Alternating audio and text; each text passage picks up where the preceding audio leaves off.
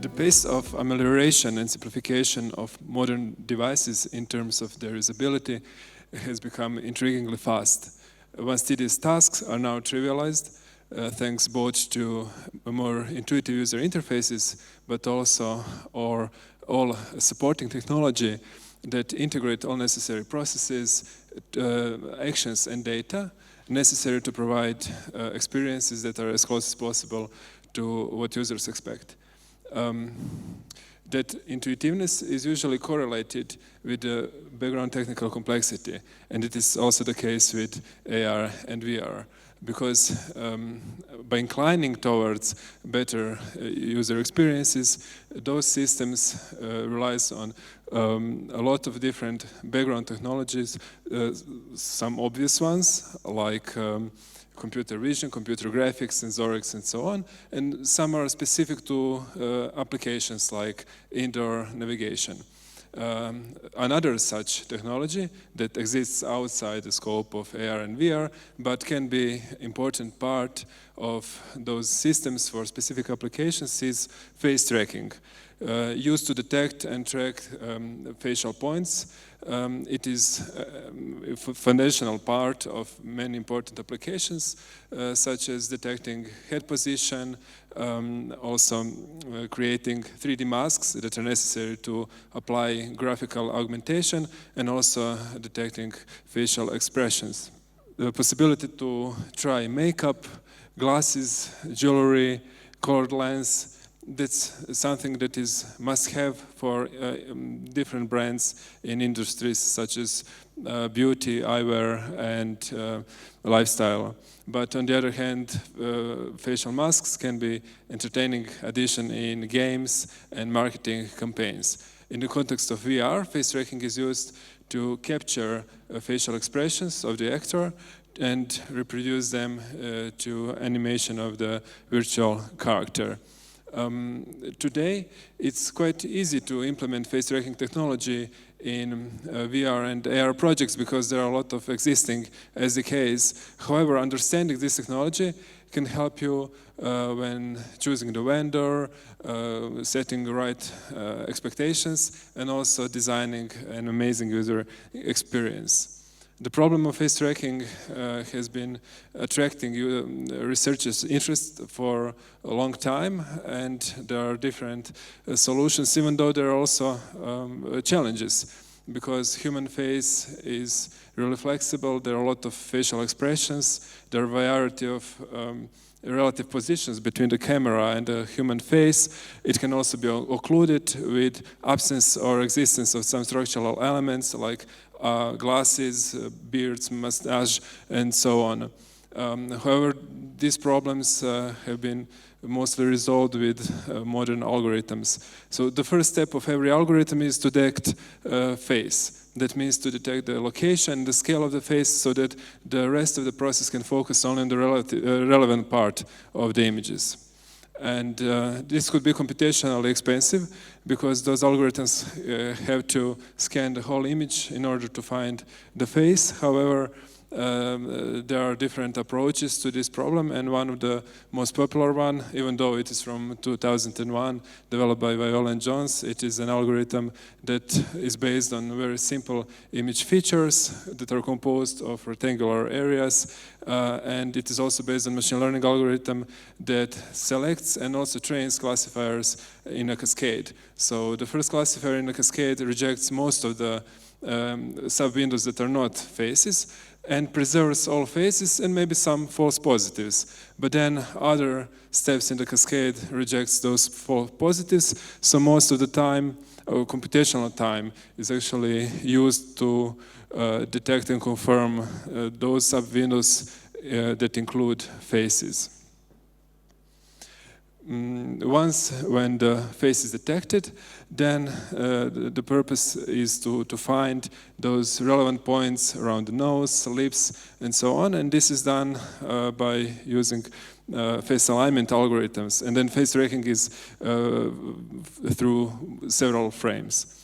There are also different approaches to this problem, and current algorithms are mostly based on cascaded shape regression, The common principle of those algorithms is that they start with initial assessment of those points that are usually in a canonical shape, and then at each iteration the algorithm improves the position of those points. The performance of such algorithms depends on the implementation and optimizations. Just for an orientation, here is the numbers of the state-of-the-art implementations by Visage Technologies. For 95 landmarks, the frame rate is 30 frames on smartphones and more than 100 frames on desktop devices. Of course, if we need better performance, we can just lower the number of the tracked points, because it's not necessary to track all 95 points in all applications. For example, if you are interested in virtual eyewear try-on, we do not need to track all the points around lips. AR actually, along those trajectories of improving user experiences, reached different platforms and different devices. And the penetration of mobile AR is maybe the most prominent during the last year, on the wings of Apple ARKit 2.0 that introduced a lot of improvements in mobile AR. But it also introduced face tracking as a part of SDK. Google is working on face tracking for several years. It has been available in their computer vision SDKs in 2015. Today is also a part of AR Core, together with some features for face augmentation. So thanks to effort of those companies, today, more than 850 million devices are ready to apply those applications based on AR. There is also a positive trend in smart mirrors.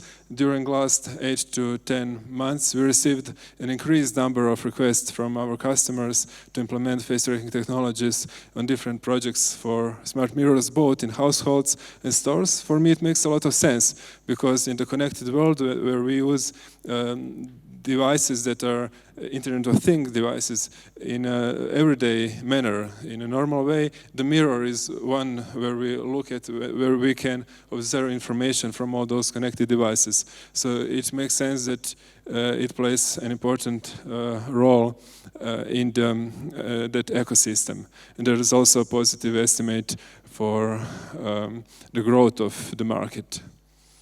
Smart glasses are still not in the consumer market as mobile AR, but they are focused on enterprise. Of course, last year we have seen some interesting happenings with HoloLens and also Magic Leap.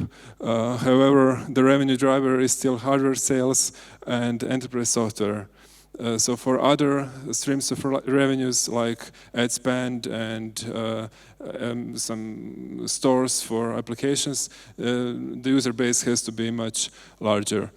And finally, I haven't talked about VR much, because the applications of face tracking in VR are limited, mostly focused on tracking the actor's face to reflect those facial expressions to the avatars, but it also can be used on faces of VR users. However, they have headsets, so only part of their face is visible, and the different approaches of facial tracking, that is partial face tracking, has to be applied here. And now I would like to show you several examples of case studies of how our customers used our technology. The industry that mostly benefits from face tracking is the beauty industry, because of course it's much easier to try virtual makeup than to try real one in the crowded stores. And as Olfa said yesterday, it's not the only application of this technology.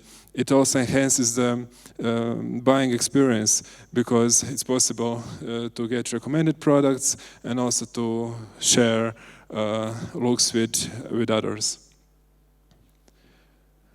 There are multiple cases of using face tracking in marketing. One of such marketing campaigns that uses our face tracking technology is the global omni-channel campaign Say Yes to the World by Lufthansa.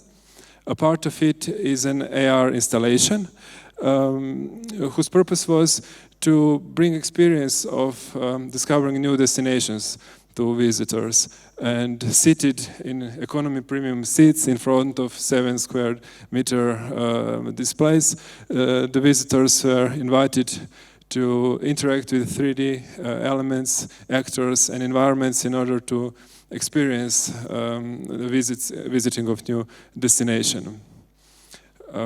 Face technology can be also applied in the products.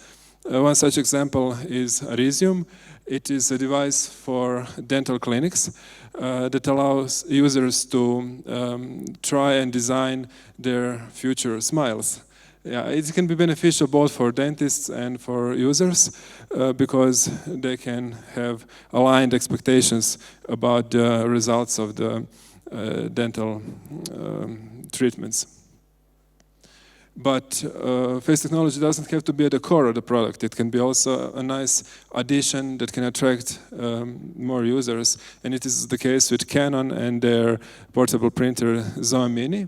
They targeted younger users, so they also added an application for editing photos by adding frames, stickers, and also face masks like animal masks, eyewear, and so on. So once when the users are happy with their edited photos, they could just connect to the printer and print them out.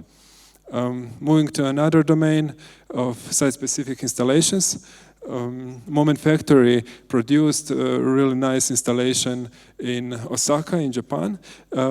It was actually a historical environment, a castle. So besides having all the lights and visualizations, the visitors could interact with elements and also with all different facial augmentations. Of course, the problem here is that magic happens after the sunset, so the face tracking technology had to be really robust to different lighting conditions and tracking of multiple faces. I think that this project is a really nice example how blending of modern technology with heritage can lead to nice experiences. And the last example I would like to show you are Snap Star dolls. Those are influencer dolls that can have makeup and virtual eyewear and so on. And we have to adjust the algorithm to track those faces because it's a bit different than human faces, but from engineering point of view it is an easier problem because they have a rigid face. So I hope that these examples were inspireful, and also that you have learned something about face tracking technology. I have some examples on the iPad, so if you are interested in seeing how it works, you can catch me after the presentation. Thank you. Thank you.